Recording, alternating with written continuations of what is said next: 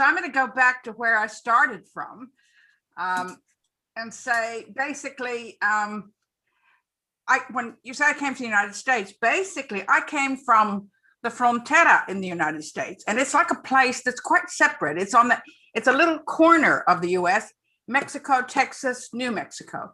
It's unique. And in fact, my mother was on one side of the border, other people, it was a constant flow. It was a back and forth. It was a different place than it was. And I think who I was and how I came to be came a lot from that particular spot. There were Hispanics, Mexican Americans. It was a unique combination, and a border crossings flowed all the time. And I grew up in a small southwestern town. I thought I was going to be go to university, do whatever else. And I thought I was smart enough. I was better than the boys, whatever else. And of course, I worked in a maternity ward before I went to university, a very short time. And I was exposed to, because you could do that then, because, I was a nurse aide, whatever. And I saw the most horrific gynecological butchery of the sort of stuff we see today. It was back then in the 60s. It was horrific. I participated in it because you didn't have any choice. You tied women down with straps. Every single one of them had knocked out, except for Mexican women who refused to put up with it. They didn't.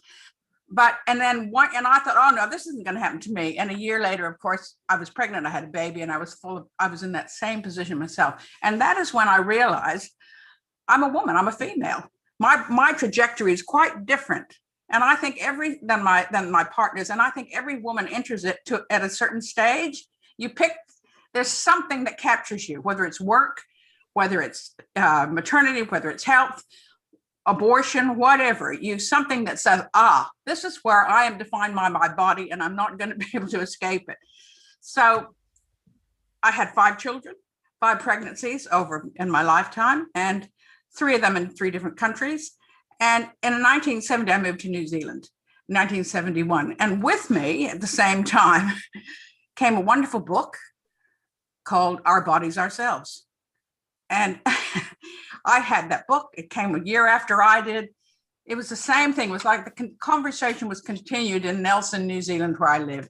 And we looked at health. But the basis was based on personal to the political, not the individual, but the personal.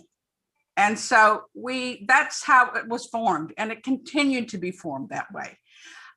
It was a consciousness raising. There's a little book here, which I'm going to show, which is Women's Studies, New Zealand. A little tiny book. I don't know if you can read it because it's not parallel, probably, but basically a New Zealand handbook. And basically it had your personal story as opposed to what was actually happening in the country, the law, the lives of New Zealand women. You could make the parallel. They weren't disconnected. And so from then on, it was a question of, I did courses for women, developed a lot of educational programs for women, most of them at a community development or at polytechnic level, and a women's studies course with Victoria University, who were very forward thinking in having 101 in community education places. So, and from that, I went on to do national roles in New Zealand in education. And finally, I went into, I was at Beijing conference. I was a representative from a union, a teachers union. And I then went on to do programs for international development. And I did a gender and development program, but then it was WID and GAD, Women in Development and Gender and Development, a big mistake there, how those two got conflated. But that was a program for women sponsored by New Zealand. And then I did a number of other programs around the Pacific, in Indonesia, probably 10 years of doing international development of that sort. And I think through all of it, I managed those projects, and I think and designed them. What I think I had came from that original basis of actually being able to work, being interested in on the ground stuff and turning the technology or what would you call the methodologies, participatory, into things that reflected what was happening on the ground. And that was where my interest lay. And then I left. I finally moved to Australia in 2005, and I've been there ever since. And I do things back and forth across from New Zealand, but mostly through online things. But I would say I'm a New Zealand feminist. And what does it mean? I'm interested to know what people say with an Australian feminist or Canadian feminist or a Mexican feminist. How does, or a South Korean feminist? What are the implications? But that's where the thread, that's where my story goes. And it's also where I'm thinking about how that links in with the First Amendment, with the first article, how that actually links in there, how you can make that more relevant.